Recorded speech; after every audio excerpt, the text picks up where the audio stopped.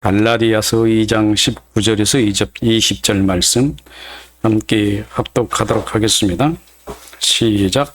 내가 율법으로 말미암아 율법에 대하여 죽었나니 이는 하나님에 대하여 살려 함이라. 내가 그리스도와 함께 십자가에 못 박혔나니 그런즉 이제는 내가 사는 것이 아니요 오직 내 안에 그리스도께서 사신 것이라. 이제 내가 육체 가운데 사는 것은 나를 사랑하사 나를 위하여 자신을 버리신 하나님의 아들을 믿는 믿음 안에서 사는 것이라. 아멘. 우리는 지난 시간까지 복음이 무엇이며 복음이 어떻게 우리에게 주어졌으며 또 복음은 어떤 역할을 하는지 말씀을 들었습니다. 복음은 하나님께서 선포하시는 말씀이고 사람을 거듭나게 하는 중생의 씨앗이었습니다. 타락한 사람은 복음으로 말미암지 않고는 아무도 중생할 수가 없습니다. 중생은 복음이 사람의 마음밭에 심겨져서 싹을 낼 때 비로소 중생되는 겁니다. 그리고 그 싹을 내는 그 싹이 여러분의 자아에서 의식을 할 때 비로소 새 생명이 세상에 존재함을 느끼게 되는 겁니다. 사람에게는 누구에게나 복음은 선포되어지고 심겨집니다. 하늘에서 내리는 비가 어떤 사람에게는 내리고 어떤 사람은 안 내리는 것 같은 것이 아니라 모두 다 같이 모두에게 비가 내리는 것처럼 복음도 역시 모든 사람에게 다 공통적으로 공이 내려지고 있습니다. 하나님의 제자들을 통해서 선포하신 복음은 모든 사람에게 들려지고 있습니다. 그러나 이렇게 들려진 복음이 사람에게서 두 가지로 반응됩니다. 어떤 사람은 이 복음이 영혼에 심겨져서 싹을 내고 새 사람의 정체성으로 거듭나는가 하면은 어떤 사람은 자기 지식, 옛 정체성으로 복음을 해석하여 왜곡되게 이해하는 경우가 있습니다. 복음의 정체성으로 거듭난 사람은 그리스도인이 되지만 복음을 듣고 해석하고 이해하는 사람은 그리스도인 같지만 중생된 사람이 아닙니다.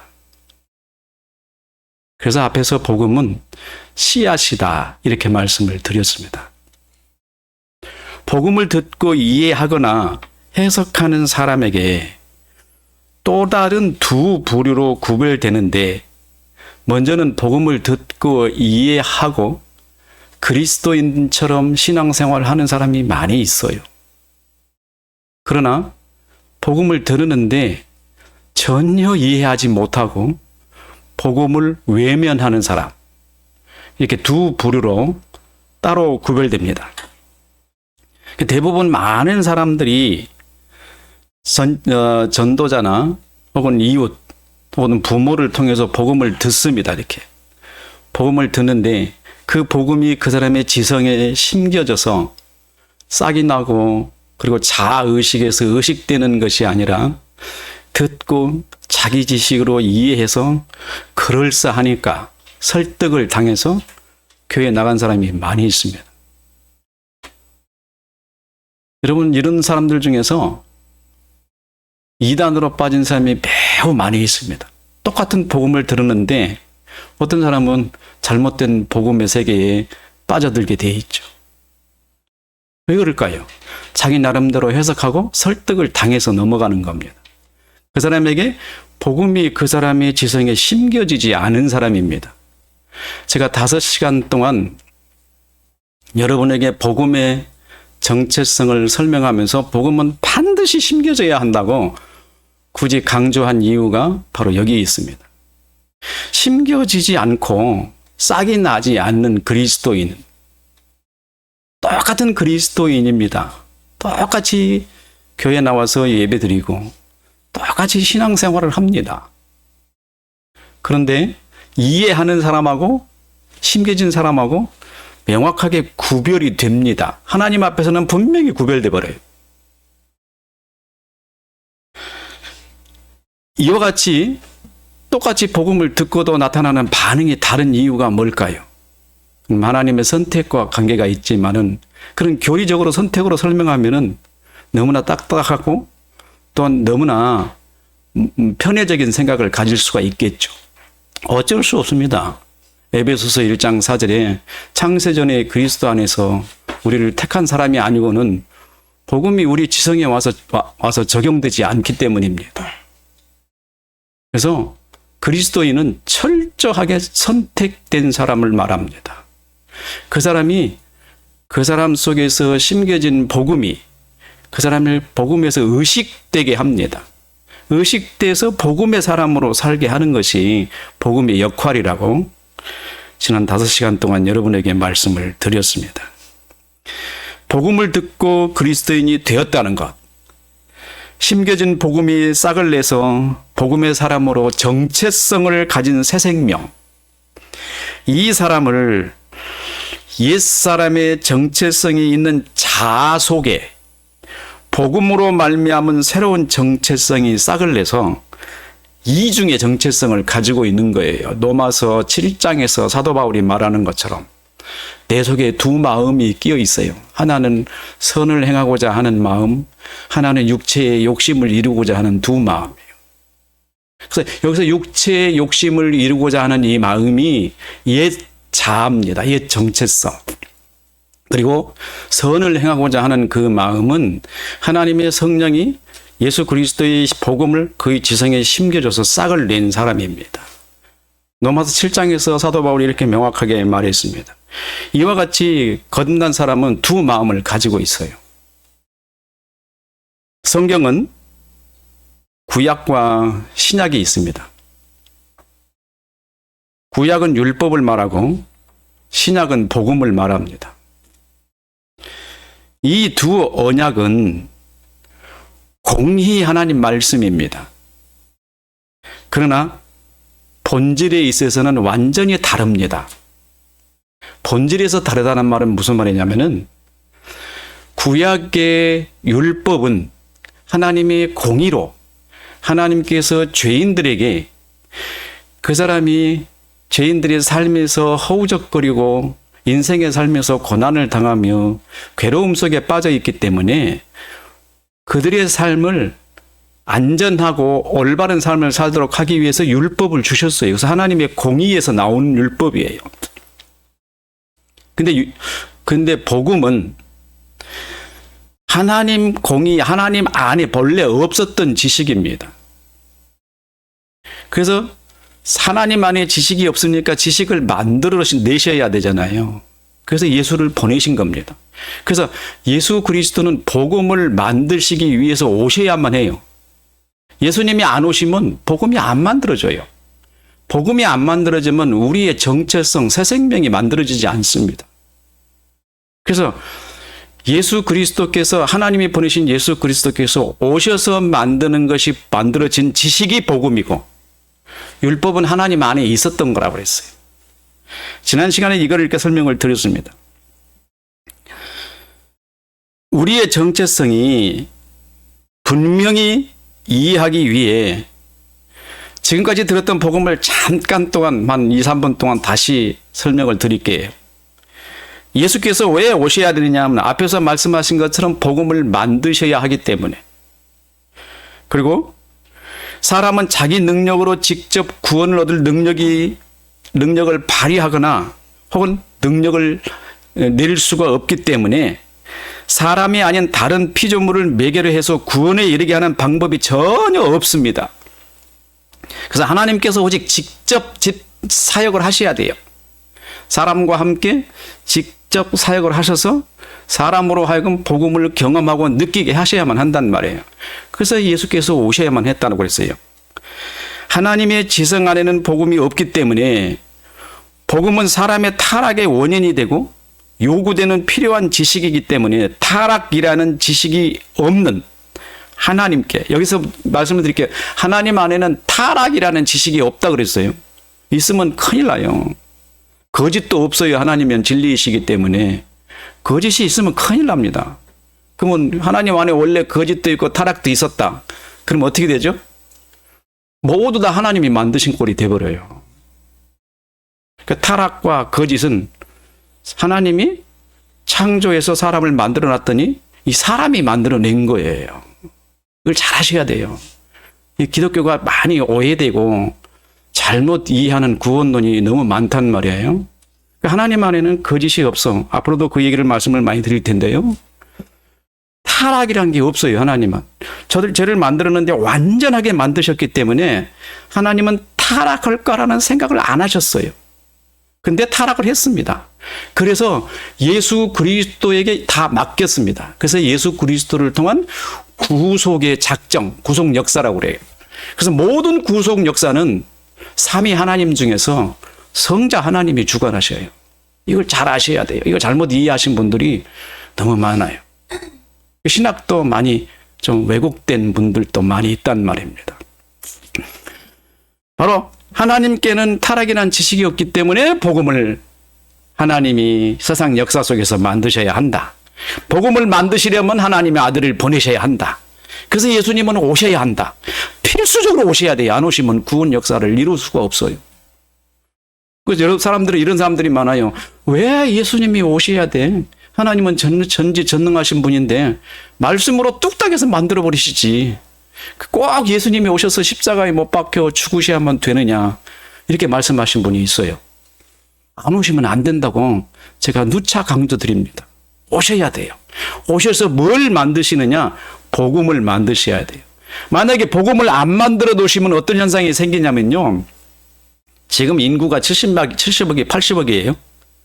이 80억 인구를 한 사람 한 사람을 위해서 예수님이 구원을 다 적용시켜야 돼요. 그럼 예수님 몇 번 죽으셔야 돼요? 80억 번을 죽으셔야 돼요. 한 사람을 구원하시기 위해서. 근데 예수님은, 하나님은 뭘로 역사하시죠? 말씀으로 역사하시잖아요. 그 사람에게 말씀을 보내시기만 하면 되잖아요. 그래서 말씀을 그 사람에게 보내셔서 그 말씀의 내용대로 적용되도록 하시면은 다 구원의 역사가 일어나지 않습니까? 그래서 복음을 만드셔야 한다. 이것도 잘 이해 못하신 분들이 매우 많아요. 왜냐하면 참 오늘 또 새로 오신 분이 계시는데 우리 교회는 너무나 좀 다른 교회하고 틀려가지고 너무나 새로운 얘기들을 많이 하니까 이해하기가 좀 어려울 거예요. 기존 교회에서는 믿기만 하면 돼. 안 믿어서 그런 거야. 믿으면 나중에 다 알게 돼. 그렇지 않아요. 로마서 10장 14절 무엇이 먼저라고 그랬죠? 전파가 먼저고 그 다음에 듣는 거예요. 전파라는 말은 무슨 말이에요? 외부에서 들려온 소식. 사람이 들려와야 돼요. 그 다음에 들은 것을 내가 내 속에서 역사해야 돼요. 그러면 이해하고 안다는 뜻입니다. 새겨진다는 뜻이에요. 그거 아니까 반응하지요. 모르고 반응하면 안 된다는 거예요. 그럼 믿음이 먼저입니까? 아는 게 먼저입니까? 아는 게 먼저예요. 알아야 돼요. 근데 몰라도 된대. 믿으면 된대요. 우리 그렇게 믿어왔어요. 저도 그랬어요. 그것을 가만히 신학적으로 조사를 해서 알아보니까 그게 어디서 온 거냐면은 스콜라 철학에서 온 거였어요. 야, 이것들이 얼마나 사람을 거짓으로 왜곡시키는지요. 지금 우리 지성 속에서도요. 제가 말씀을 드리는 설교 중에서도 나도 모르는 사이에 스콜라 철학을 사용할 때가 있을 거랍니다. 왜냐하면 내 속에 그게 가득 차 있기 때문에요. 우리 지식의 바탕이 그거기 때문에요. 그래서 그거를 사용하지 않으려고 무척 애를 많이 씁니다. 자, 하나님은 말씀으로 일하십니다. 그래서 복음이 말씀이어야 되고 지식이어야 된다. 지식이 되려면 예수님이 오셔야 된다. 이게 세계와 만물도 말씀으로 창조하셨습니다. 말씀은 모든 존재의 근원입니다. 사람을 구원하는 일도 말씀이어야 합니다. 예수님이 인류의 수대로 돌아가시지 않으시려면은 말씀으로 완전한 복음의 정체를 만드시고 이 거듭나는 정체를 사람의 영혼에 심으시기만 하면은 그 사람이 다 예수님의 십자가에 못 박혀 죽으시는 효과를 다 얻도록 완전한 지식을 만드셔야 했습니다. 그게 지식입니다. 복음은 지식이에요. 여러분의 지성에 뿌려지는 씨앗. 복음은 어떻게 구성되어 있냐면은 세 가지로 구성되어 있어요. 첫째, 약속입니다. 하나님께서 타락한 사람들에게 아들을 보내시겠다고 약속하시는 거예요. 이 약속은 구약 성경에 명백하게 기록되어 있지만은 사람들이 구약 성경을 자기가 해석하니까 그 약속을 잘 발견을 못 합니다. 명확하게 메시아가 온다는 것을 확인은 하지만은 그 메시아가 어떻게 올지 구체적으로 확인을 잘 못해요. 누구를 통해서 약속했냐면 사도 바울은 선지자들과 성경에 약속했다고 기록했어요. 그래서 복음은 먼저 약속이 구성 요소 중에 하나입니다. 두 번째는 복음은 죽으심입니다. 여기서 죽으심은 지난번에 여러분에게 말씀을 드린 것처럼 사람에게는 말씀이 없으면 그냥 쉽게 내가 말씀을 드릴게요. 사람은 말씀에 붙들려서 사는데 말씀이 없으면 어떻게 된다고 그랬어요? 무로 돌아간다고 그랬어요. 죽어버린다고. 그걸 보고 하나님이 뭐라고 심판하셨다고 그랬습니까? 아담과 하와가 타락하여 하나님 말씀을 거절하니까 그 상태가 어떤 상태입니까? 말씀이 없으니까 붙들려지지 않는 상태이기 때문에 그 시로부터 아담과 하와는 어디로 가죠? 무로 돌아가는 상태가 돼버려요. 말씀이 붙들어주지 않기 때문에. 흙에서 왔으니까 흙으로 돌아갈 거 아니에요. 그래서 하나님이 그대로 말씀하셨어요. 흙에서 왔으니 너는 흙으로 돌아갈 것이요. 하나님이 악한 마음을 가지고 심판하신 줄 알았더니요, 진리였어요. 그게. 하나님은 그렇게 심판하실 수밖에 없어요. 하나님은 진리를 떠나서 하실 수가 없어요. 그러잖아요. 말씀이 없으니 무로 돌아갈 수밖에 없을 거 아니에요. 흙으로 돌아갈 거 아니겠습니까? 그래서 심판도 역시 진리로 하셔요. 얼마나 완벽하신 분이세요? 하나님이. 그러면 하나님이 화가 나셔가지고 그냥 너 죄졌어? 나를 무시해? 너 흙으로 돌아가! 그런 줄 알았더니 그게 아니었던 거예요. 하나님은 진리이시다. 심판하시는 것도 진리로 하신다. 말씀이 없으니 무로 돌아갈 거 아니겠어요? 흙으로 돌아갈 거 아니겠어요? 그래서 흙으로 돌아갈 것이라고 심판한 겁니다. 자, 하나님이 사람을 어떻게 지으셨어요? 육과 영으로 지으셨어요. 말씀은 없어도 무엇이 그대로 남아있어요? 육과 영은 그대로 남아있습니다. 이 육과 영으로 남아있는 이 영혼에다가, 여기에다가 하나님의 말씀만 심어 넣어주시면 어떻게 해요? 부활할 거 아니에요. 그죠?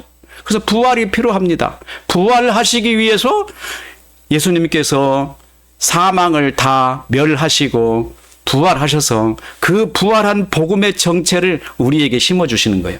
그래서 그 복음의 효과가 우리에게 나타나는 겁니다. 이게 구원이에요. 뭐가 구원이라고 그랬어요? 복음의 효과가 우리에게 나타나는 거. 예수님의 삶과 똑같은 효과가 우리에게 나타나서 궁극적으로 우리는 세상 살다가 부활하셔요. 그래서 여러분에게 뭐가 없다 그랬습니까? 죽음이 없다. 죽음 두려워하지 마세요. 여러분 세상 살다가요, 여러분 죽은지도 모르는 그날이 올 거라는 말이에요. 근데 여러분이 영혼은 주님 앞에 가 있어 새 옷을 입고 고린도전서 15장에 말씀한 것처럼 내 영혼이 하늘로부터 오는 새 옷을 막 입고 있어요. 그죠? 육체를 벗어버리고. 썩을 것을 벗어버린다는 말이에요. 썩지 않을 것을 입고 그날이 죽는 날인데 내 영혼의 지성은 살아있어요? 죽어있어요? 살아있잖아요. 그러니까 죽는지 안 죽는지도 모르죠. 뭐예요? 옷만 갈아입는 거예요. 그런 사람들이 그리스도인입니다. 근데 우리는 그 지식이 우리에게 없기 때문에 그 지식이 없어요. 그래서 어떻게 해요? 항상 죽음에 두려워하고 있어요. 내가 새 옷 입는다는 고린도전서의 사도 바울이 분명히 말했음에도 불구하고 새 옷 입는다는 지식이 우리에게 없어서 몰라서 두려워하는 거예요. 죽음이 왔다고 막 두려워하고 있는 거예요. 몰라서 두렵죠? 그랬잖아요. 우리에게 두려움이 왜 온다고? 무지 때문에 온다고 말씀을 드렸습니다. 무지가 없으면 두려워하지 않아요. 아는데 뭐가 두렵겠습니까? 알면 다 대처하죠. 오늘 이스라엘하고 하마스하고 전쟁이 터졌죠. 이스라엘이 하마스가 전쟁할 걸 다 알았다. 그럼 어떡하겠어요? 다 방어해버릴 거 아니에요. 몰라서 당한 거 아니겠습니까? 여러분에게 재난과 위험이 다가올 줄 아신다. 한번 생각해 보세요. 알면 어떻게 돼요? 하나도 안 두렵죠. 아, 이건 이렇게 피하고 저건 저렇게 피하고 계획을 세울 거 아니겠습니까? 죽음이라는 지식, 우리가 새 옷을 덧입는다는 지식이 고린도전서에 명확하게 써 있음에도 불구하고 우리는 그걸 몰랐던 겁니다. 왜 그랬을까요? 왜 그 말씀을 우리에게 적용시키지 않았을까요? 안 가르쳐줘서. 왜 이런 말을 한 줄 아세요? 전파, 들음, 믿음이기 때문에요. 전파가 안 돼서, 못 들어서 그 믿음이 안 생긴 거예요. 이 단에서 뭘 가르쳐야 돼요? 항상 말씀드리죠. 진리가 아닌 다른 말을 여러분에게 가르치면은 여러분도 멸망당하고 저는 그걸 거짓을 가르치는 저는 하나님 앞에 심판받고 얼마나 이 단이라는 게 무서운 곳이에요. 여기에 여러분의 생명이 있는 곳이에요. 여기에서 진리가 선포되지 않으면은 여기에 있는 이 선 사람은 하나님 앞에 매여가지고 뭐만 선포해야 돼요? 진리만. 그 진리만 선포하기 위해서 말씀 연구에 생명을 거는 사람이어야 돼요. 그래서 제가 그거를 어떻게 표현한 줄 아세요? 제가 블로그에도 그런 말을 써놨는데 주님으로부터 선택을 받은 사람은 하나님의 서고를 진리의 서고를 쉬지 않고 드나드는 사람이어야 된다. 왜 그럴까요? 하나님의 진리의 서고에 뭐가 들었어요? 말씀이 들어있잖아요. 그러면 그 말씀을 꺼내오려고 몸부림을 쳐야 되지 않겠어요? 거기서 살아야 되지 않겠어요? 그래서 그곳에서 말씀을 발견하면 그 발견한 말씀을 갖다가 여러분에게 선포하는 사람이 되어야 되지 않겠습니까? 캐나다 총신대학교에서 하는 교수님 한 분이요. 아주 열정적이게 강의를 하셔요. 그래서 가만히 들어봤습니다. 근데 그분이 선언하신 말씀이요. 한국 교회는 다 죽었다. 사망 선고를 하셨다. 언제요? 1980 몇 년도에 했대요. 1998년 몇 년도에 사망 선고. 한국 교회 죽어버렸대요. 왜? 뭐 때문에? 강단마다 진리가 선포되지 않더라. 그럼 뭐는 선포됩니까? 맘모니즘. 예수 믿으면 잘 되는 거. 값싼 복음. 제가 여러분에게 자랑스럽게 말씀드리지는 않습니다만은요. 그게 좀 자랑할 만한 얘기는 아닙니다. 왜 목사님 그 설교는 그렇게 어려워요? 그래요. 그래서 제가 뭐라고 대답하는 줄 아세요? 그게 본래 복음이야. 그게 복음이야. 복음이 값싸면은,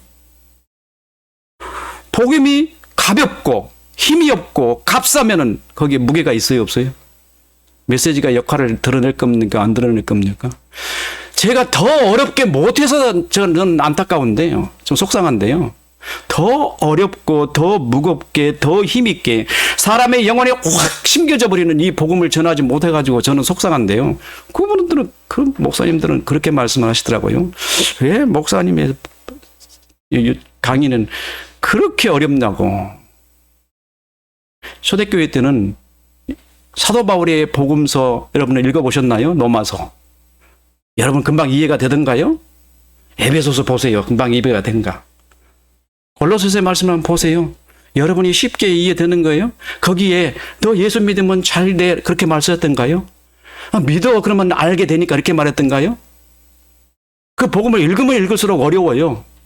이 복음은 한 번 읽으면 대충 이해가 될 것 같은데 그 다음에 읽으면 더 어려워져. 바울의 로마서는요. 다음에 읽으면 더 어려워지는 거예요. 갈수록 산이야. 왜 그럴까요? 복음은 무겁고 어렵습니다. 원래. 뭐 때문에? 생명이기 때문에요. 사람을 살리는 생명이기 때문에. 가볍게 전해지는 게 아니었던 거예요. 근데 너무 어려우면 누가 알아들어 그러더라고요. 그래서 저는 그래요. 하나님이 역사하신다고, 성령이 역사하신다고. 내가 해서 되는 게 아니에요. 복음으로 전해놓으면 성령이 역사하실 거야 라고 대답을 하죠.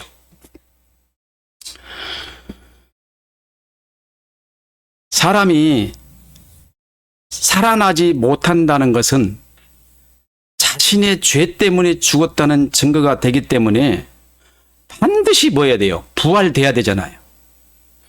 왜 구원받는 사람과 구원받지 못하는 사람이 있는가, 이 세상에는?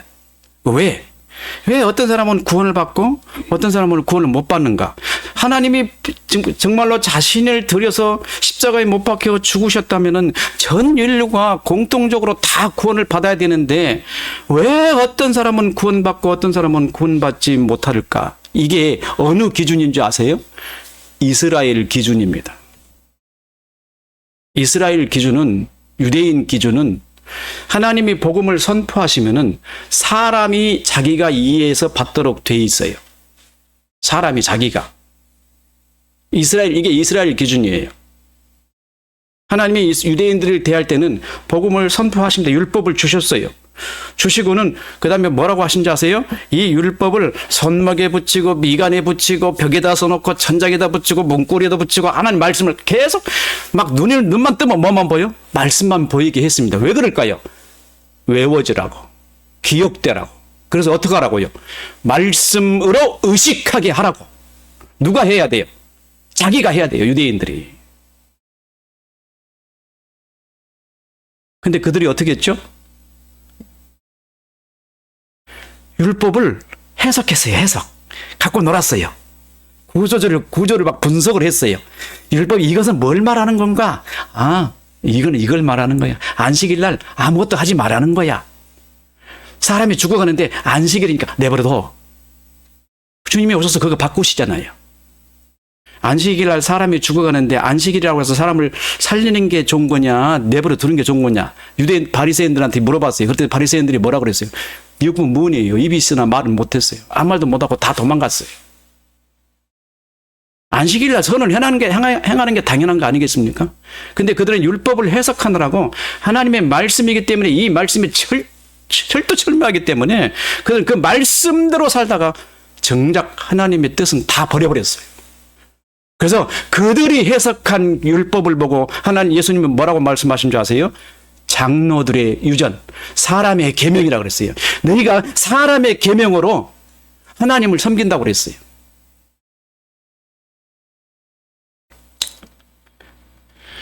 이방인들에게는 어떻게 했어요? 율법을 주셨나요? 안 주셨나요?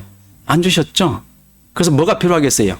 하나님이 직접 역사하셔야 돼요. 여러분은 복입니다. 이방인은 복이에요. 여러분의 영혼에 오셔가지고 뭘 심으세요? 예수님께서 행하신 그 복음 지식을 영혼에다가 심어 넣으세요. 그래서 제가 기도할 때 그러죠. 여러분의 영혼을 내놓으시라고. 하나님 앞에 드리세요. 돈 드리라는 게 아니에요. 영혼을 내놓으라는 거예요. 교회에 오시면은. 왜? 주님이 그 영혼에다가 글을 쓰시도록. 여러분들은 그 영혼을 그대로 담아가지고 가셔서 여러분은 그 기록된 그 말씀으로 의식하면 됩니다. 의식하면. 이게 그리스도인이에요. 제가 예배 드리러 오지 마라고 그랬어요. 여러분에게. 뭐 하러 오시라고 했어요? 하나님 만나서 말씀 들으러 오라고 그랬어요. 여러분이 아무리 예배 드려도 하나님 안 받으셔요. 하나님은 예배를 원하시는 분이 아니었어요. 하나님은 제사를 원하시는 분이 아니란 말이에요. 상한 심령. 내 영혼을 주님 앞에 내어놓고 하나님은 고쳐주십시오 하는 영혼을 하나님은 원하신단 말이에요. 우리가 아무리 하나님 앞에 거룩하고 예배드리고 음악을 갖다가 크게 틀어놓고 광란을 해보세요. 그 광란밖에 안 됩니다. 지금 예배드리는 그런 것들은 전부 다 하나님 앞에 드리는 광란이에요. 그들 영혼 지성 속에서 말씀을 새기는 것. 예배를 드리면 나가면 다 세상 사람이에요. 세상 사람보다 더해요. 얼마나 안타까운지 몰라요. 정신대학교 그 목사님이 그렇게 말씀하시는 게 교회 끝났어요. 한국 교회 이제. 한국에 재앙밖에 없어. 오직 그렇게 말씀하시면 안 되는데요. 재앙밖에 없어요. 교회가 끝나면 재앙밖에 없죠. 왜? 왜 그런지 아세요? 세상을 누구에게 맡겼어요? 교회에 맡겨놨잖아요. 하나님의 아들에게. 모든 세상을 다스리라 하지 않았습니까? 그 책임을 교회가 가져왔죠. 교회가 바로 서야 세상이 바로 섭니다. 교회가 삐뚤어지면 세상도 삐뚤어져 버려요. 교회가 엇나가면 세상이 엇나갑니다. 교회가 잘못 판단하면 세상이 끝장나는 겁니다. 그래서 주님 보고 교회를 보고 뭐라고 말씀하신지 아세요? 교회를 보고 너희는 세상의 빛이라 그랬어요. 세상의 소금이라 그랬어요. 참 이런 말을 할 만한 끝이 없습니다만은 교회가 왜 제 역할을 못하고 있냔 말이에요. 왜 하나님이 말씀하시는 다스리는 역할을 안 하느냐. 다스리라 그러니까요. 중세교회 어떻게 돼 있어요? 다스리라 그러니까 왕관 뒤집어 썼어요. 그러니까 세상에 힘과 권위로 막 눌렀습니다. 돈 빼앗고 말이야. 온갖 짓 다 하고 말이에요. 그게 교회 아니었습니까? 중세교회가. 그렇게 다스리는 게 아니에요. 뭘 몰랐죠, 그들이? 갈라디아 5장 19절에서부터 22절 그 말씀을 몰라서 그래요. 육으로 사는 사람과 영으로 사는 사람을 몰랐기 때문에 교회는 영으로 사는 사람들이기 때문에 교회는 사랑, 희락, 화평, 오래 참음, 자비, 양선, 온유, 충성, 절제 이런 사람이 그리스도인에게 막 나타나는 겁니다. 그 사람이 가는 곳마다 사랑이 나타나는 거예요. 근데 가는 곳마다 시기, 질투, 탐욕이 막 교회 안에서 막 쏟아져 나오잖아요. 요즘 막 교회 막 정말로 입에 언급하기가 추잡한 곳이 너무 많아요. 곳곳에. 나 참 가슴 아픈데요. 참 쳐다보면은 아이고, 주님 오실 날 멀지 않았으니까 조용히 있자. 그러나 여러분들에게는 그런 분들이 안 되기를 저는 간절히 바랍니다.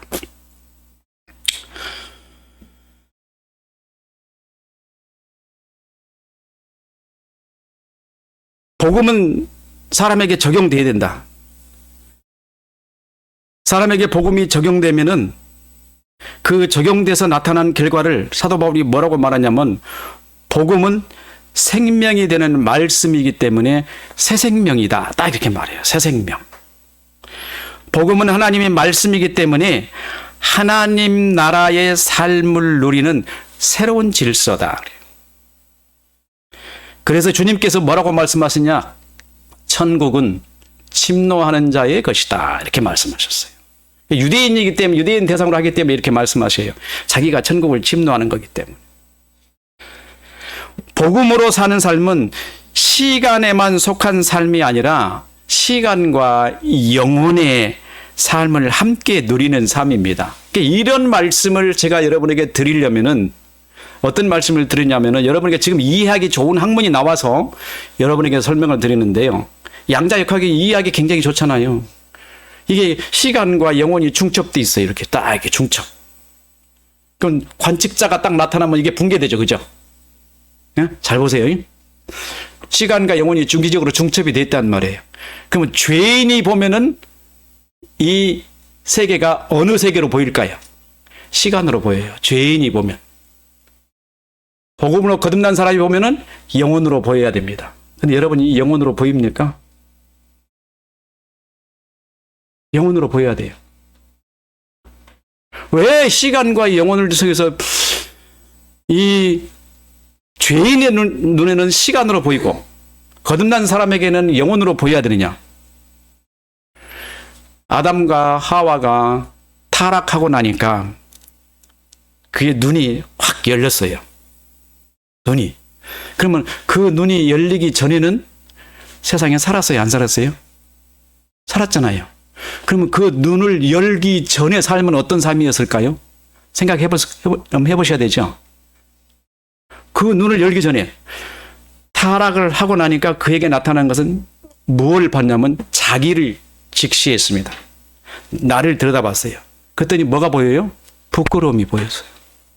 그러면 잘 생각해 보세요. 타락하기 이전에 자기 모습이 부끄러웠을까요? 안 부끄러웠을까요? 안 부끄럽죠. 이것은 뭘 말하는 걸까요? 사회가 다르죠. 사회가 달라요.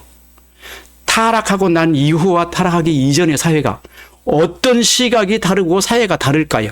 시간과 영혼의 관념이에요. 그래서 여러분들은 지금 교회 안에서 이 시간과 영혼의 관념을 하나씩 배워가면서 이 영혼의 세계를 누려야 되는데, 질문을 드릴게요. 여러분과 저와 같이 살았으면서도 아직 그 얘기를 몇 번 얘기를 하면서도 말씀을 못 드렸어요. 영혼의 세계를 우리가 누려야 되는데 그 세계를 못 누렸잖아요. 복음을 가진 사람들이 그 세계를 못 누려요. 예수님께서 십자가에 못 박혀 죽으시고 부활하셨어요. 부활하시고 난 다음에 제일 먼저 어떻게 하신 줄 아세요? 제자들에게 나타나십니다. 제자들에게 나타나시면서 갈릴리와 예루살렘을 오가시되 시간 경계를 두지 않으셔요. 예수님이 제자들이 모여있는 곳에 쓱 들어가셨는데 문이 닫혔는데 들어왔다라 그랬어요. 예수님께는 공간이 있어요, 없어요? 부활하시는 몸, 여러분이 거듭난 몸, 중생하는 몸의 상태의 지식은 바로 그런 거였어요. 그 여러분을 지금 신비한 세계로 끌고 가려고 하는 게 아니란 말이에요. 복음이 가지고 있는 그게 효능이에요. 그게예요. 가치예요. 완전히 새로운 세계, 새로운 삶, 새로운 가치관, 그잖아요. 다시 말하면 예수 믿는 사람이 여전히 옛 정체성으로 생각하고 사고하고 판단하고 있어요. 옛사람과 똑같아요. 예수 믿는데도. 뭘 안 하느냐면은 복음적 의식을 안 합니다. 자주 말씀드렸죠. 복음적 의식. 시편 53편입니까? 51편입니까? 얘기하면서 의식 전환을 내가 말씀을 드렸어요. 다윗이 바세바를 번함하고 범죄를 했습니다. 아기를 낳는데 애가 죽으려고 그래요. 근데 그때 누가 왔냐면 나단이 왔습니다. 나단이 와가지고, 애기는 아직 안 낳았군요. 낳고 있는 상태인 것 같아요. 아마 정확하게는 잘 모릅니다만은. 나단이 와가지고 다윗에게 책망을 합니다. 다윗에게 책망을 할 때 다윗이 가만히 듣고 있다가, 그래? 뭐라고 책망을 하죠? 이렇게 책망을 하죠. 어떤 사람이 있는데 부자가 있고 가난한 사람이 있는데, 부자가 말이야 자기 집에 손님이 오니까 가난한 집에 양을 잡아다가 그렇게 손님한테 접대해줘서 자기 집에 양도 많은데 말이야. 그러니까 다윗이 뭐라고 그랬어요? 저런 나쁜 놈 이랬잖아요. 근데 나단 선지자는 누구를 말하고 있죠? 다윗을 말하고 있잖아요. 다윗이 선지자가 말을 바꿉니다. 바로 당신이 그랬어 했더니 다윗의 의식 속에서 뭐가 생각나죠? 자기가 바세바를 범한 범죄가 생각났습니다. 이게 의식이라고 그래요. 그 이전에는 타락된 의식을 가지고 세상을 살고 있던 정신 상태가 의식이 싹 전환된다. 여러분에게 의식이 전환된다는 얘기를 말씀드렸잖아요. 옛 정체성을 가진 옛사람의 의식으로 여러분을 사는 것은 그리스도인의 삶이 아닙니다. 잘 아셔야 돼요. 교회는 여러분에게 꾸준히 가르칠 겁니다. 이제는. 여러분은 복음적 의식으로 세상을 살도록 말씀을 드릴 거예요. 왜냐하면 복음을 말씀해 드렸기 때문에. 여러분은 복음적 의식을 가져야 돼요. 사도 바울이 이거를 육의 사람, 영의 사람이라고 말했어요. 육의 사람은 어떻게 살고 영의 사람은 어떻게 사는가. 갈라디아 5장 19절 22절에 육의 사람은 시기, 질투, 탐욕 이런 것들 막 정욕적인 삶을 살는데, 성령의 사람은, 영의 사람은 사랑, 희랑, 화평, 오래 참음, 자비, 양서 이런 거를 말했어요. 그 삶이 다릅니다. 그리스도인들은 마땅히 그렇게 살아야 된다고 사도 바울이 강권한 말이에요. 명확하게 꼬집은 말입니다. 그렇게 살지 않으면은 어디 간다고 했어요? 하나님 나라를 유업으로 받을 수 없다. 하나님 나라에 들어갈 수 없다. 꼬집어서 말했습니다. 그리스도인들이 말입니다. 그런 의식은 하나도 안 바꿉니다. 복음적 의식을 하나도 가지고 있지 않아요. 옛사람 그대로입니다. 그러면서 무엇을 추구한 줄 아세요? 내게 없는 것, 내 육신의 정욕으로 만족시키지 못하는 것, 자녀들이 좋은 학교 못 가는 것, 내가 부자가 안 된 것, 사업이 잘 안 된 것, 이런 것을 막 하나님 앞에 기도하기 시작하는 거예요. 우리가 얼마나 왜곡된 신앙 속에 빠져 있는지 모릅니다. 거짓에 관한 얘기를 하면은 아마 여러분에게 시간을 좀 충분히 말씀을 드릴 것 같아요. 하나님 앞에는 거짓이 없다 그랬어요.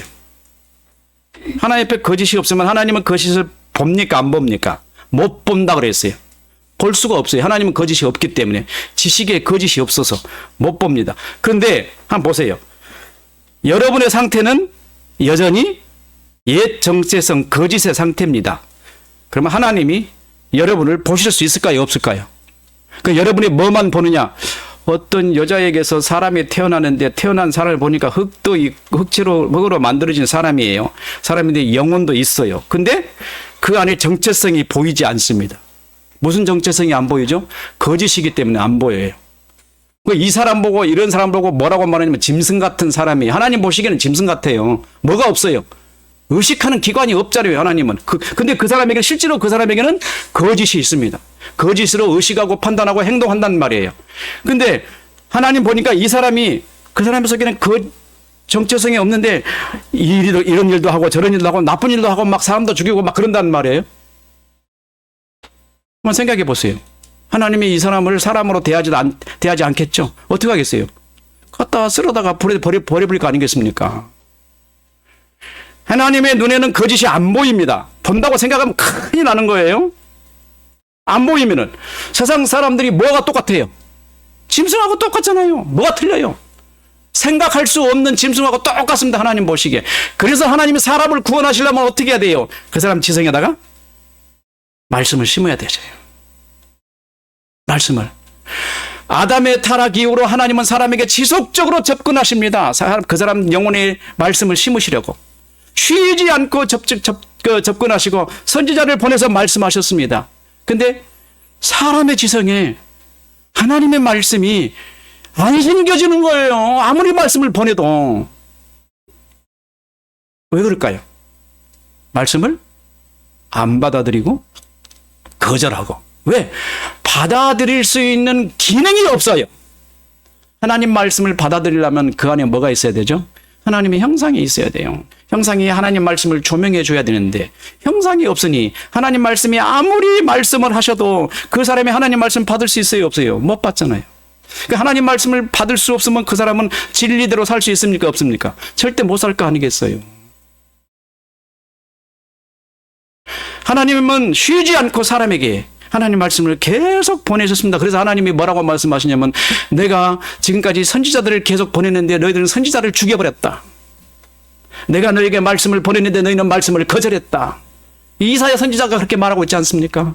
아무리 메시지를 보내도 사람들은 하나님 말씀을 거절하고 있는 거예요. 왜? 왜 거절할까요? 이유는 간단해요. 내가 알고 있는 지식과 하나님과의 지식은 서로 같지가 않아서 충돌돼서 서로 거절하게 가기 때문에 전자의 자석의 N극과 S극 같아. 서로 어떻게 해요? 부딪혀. 거절해. 붙지를 않아요.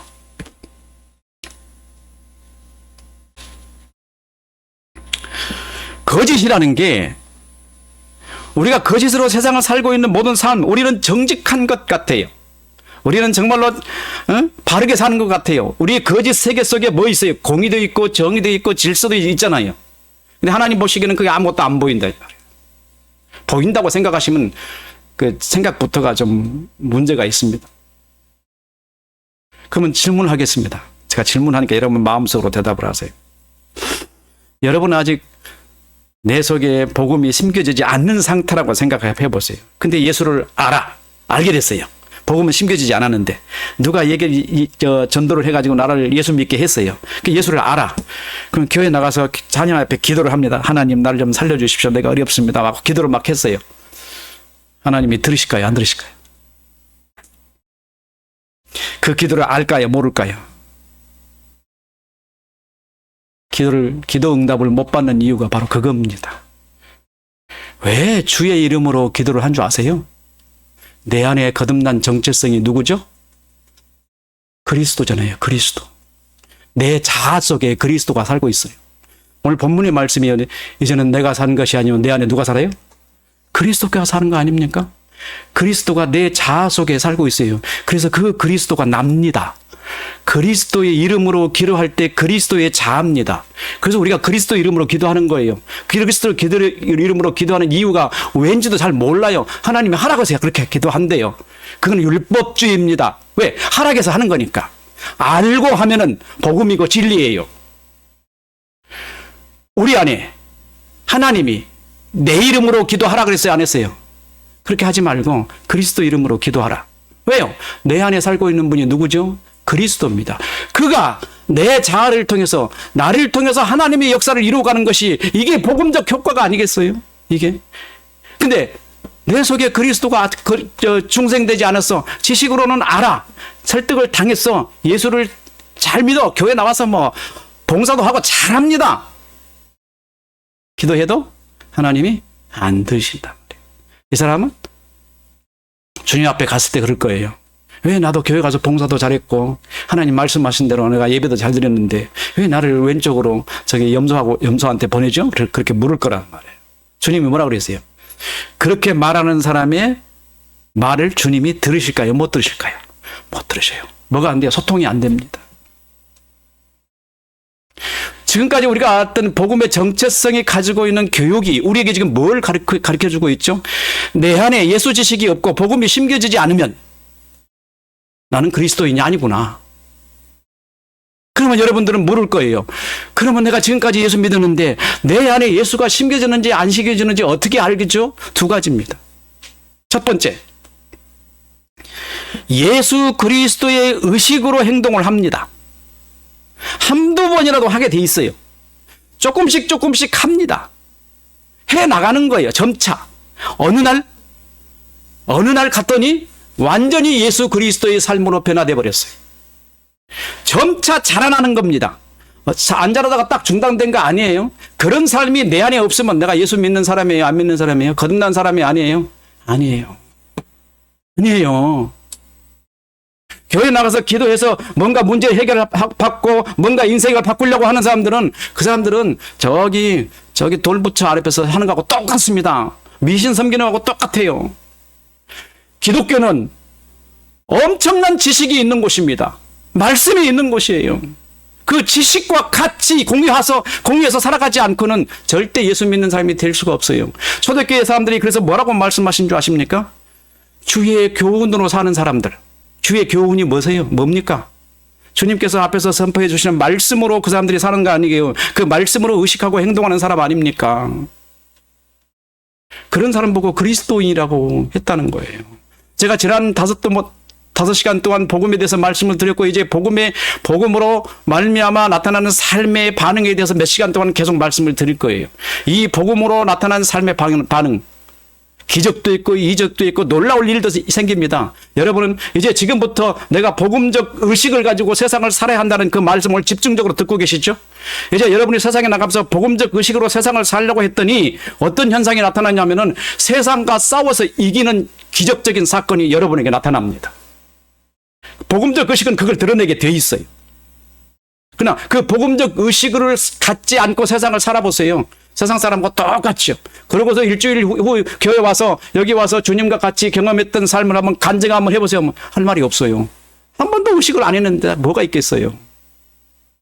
자, 복음적 의식을 가지고 사는 사람의 행동이 하나님께서 그와 함께 하신 것이 명백하잖아요. 그잖아요. 그러면 그의 지성 속에 들어있는 그리스도가 하나님을 향해서 기도합니다. 그러면 응답받는 기적들이 많이 나타날 거 아니겠습니까? 수없이 많은 일들이 나타날 거 아니겠어요? 여러분들이 그런 일들이 지금 준비되어 있고 앞으로 여러분들은 그런 삶을 향해서 나가고 있습니다. 오늘 여기서 저 선포해 주시는 말씀과 함께 여러분들은 굴러갈 거란 말입니다.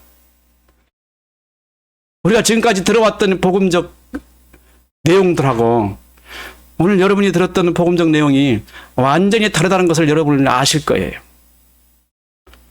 여러분 안에 들어있던 예수 그리스도가 여러분을 어떻게 살게 하시는지, 그리고 그 예수 그리스도를 통하여 여러분의 삶이 어떤 변화가 오게 될 것인지 여러분들은 느끼게 될 겁니다. 예수님과 함께 계셨던 복음으로의 삶의 세계는 옛사람의 삶과 전혀 다릅니다. 먼저는 여러분의 자아가 복음으로 의식해야 합니다. 예수께서 이 땅에 오셨을 때 사람들은 예수님을 만나러 가야만 했습니다. 예수께서 십자가에 죽으시자 제자들을 포함한 모든 사람들은 예수께서 오시기 이전 사람으로 돌아가 버렸어요. 죽으니까. 그 사람들의 생각, 제자들과 3년 동안 같이 계셨을 때 제자들은 예수님을 만나고 경험하고 예수님과 같이 있었잖아요. 수없이 많은 이적과 기적들을 봤잖아요. 근데 그렇게 예수님과 같이 경험했던 사람이 예수님이 십자가에 못 박혀 죽으시니까 다 뿔뿔이 흩어져 버렸어요. 믿음이 있어요, 없어요?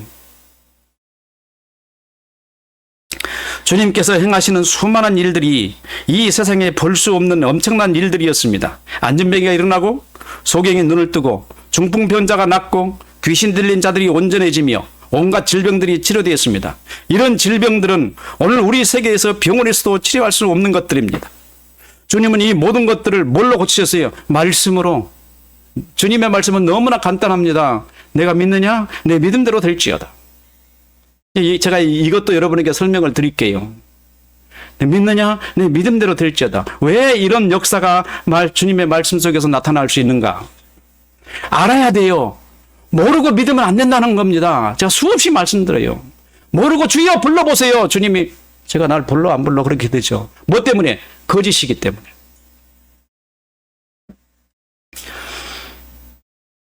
주님은 여러 사람과 같이 사람들 가운데에 거하셨습니다. 그런데 그 주님이 지금 죽으셨습니다. 주님은 뭘 하고 계십니까?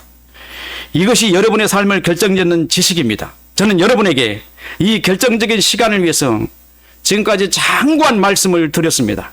그것은 주님이 지금 어디에 계시는지 여러분에게 의식되고 있는지 확인해 드리려고 합니다. 만약 여러분이 복음을 바르게 이해했다면 여러분의 의식 속에서 주님의 위치를 금방 확인할 것입니다. 주님 어디 계시죠? 여러분의 마음에, 여러분의 지성에, 여러분과 같이. 그러면 또 질문하겠죠. 내 안에 주님이 같이 계십니다. 여러분들과 같이 이렇게 다 계세요. 그럼 여기가 어디죠? 하나님 나라입니다. 이곳이 하나님 나라예요. 하나님 나라는 미래에 갈 곳이 아닙니다. 그 캐나다 종신의 그 박사님이 그러시더라고요.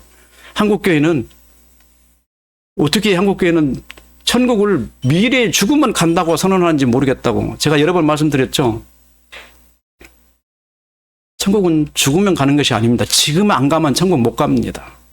여러분이 지금 영혼의 삶을 살지 않으면 천국은 여러분의 것이 아니에요.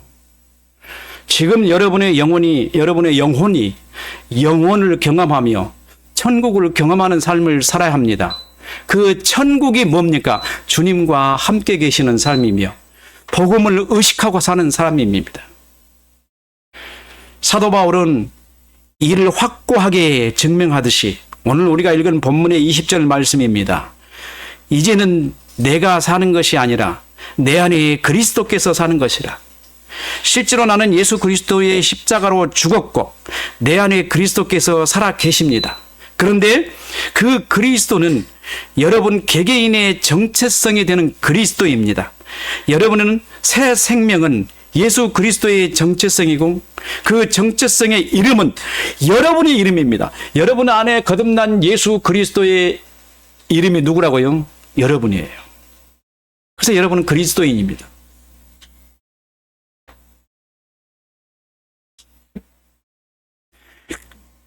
로마서 6장 8절에 만일 우리가 그리스도와 함께 죽었으면 또한 그와 함께 살 줄을 믿노니 이는 우리가 죄에 대하여 죽었다는 것입니다. 보십시오. 우리의 옛사람은 그리스도의 새 생명에서 우리의 자아를 빼앗았습니다. 우리의 자아, 그죠? 이 자아를, 옛 정체성의 자아를 빼앗았어요. 침탈했어요. 그래서 우리는 생명 있는 사람으로 만드셨습니다. 우리의 자아는 그리스도의 새 생명입니다. 그래서 우리는 옛 사람에 대해서 죽었다고 말하는 겁니다. 여러분의 영혼에서부터 흐르는 선혈이 피들이 지금 여러분의 육체에서 흐르기 시작합니다. 여러분은 뜨거운 그 그리스도의 피가 여러분의 온몸에서 흐르고 여러분을 그리스도의 사람으로 활동하게 만드는 것이 육체 따로 영혼 따로가 아니고요. 그리스도의 지식이, 그리스도의 말씀이, 복음이 내 영혼 안에 들어왔더니 내 몸 속에서 흐르는 피가 누구라고요? 그리스도의 피가 흐르기 시작하는 거예요. 완전히 여러분들은 그리스도의 사람들이에요. 여러분의 영혼에 그리스도의 지식이 자리를 차지했기 때문입니다. 이제 여러분에게 그리스도의 삶이 나타날 겁니다. 그리스도의 삶이 여러분에게 나타나요. 그 그리스도의 삶은 무엇입니까? 복음서에 나타난 삶입니다. 그러므로 이제 여러분은 복음서를 읽으셔야 돼요. 복음서. 왜냐하면 내가 그렇게 살아야 되기 때문에. 복음서를 읽어야, 그죠? 복음서를 읽어야 여러분 지성 안에 들어있는 그 그리스도가 그 복음서의 지식을 듣고 그대로 삶을 드러낼 거 아니겠어요?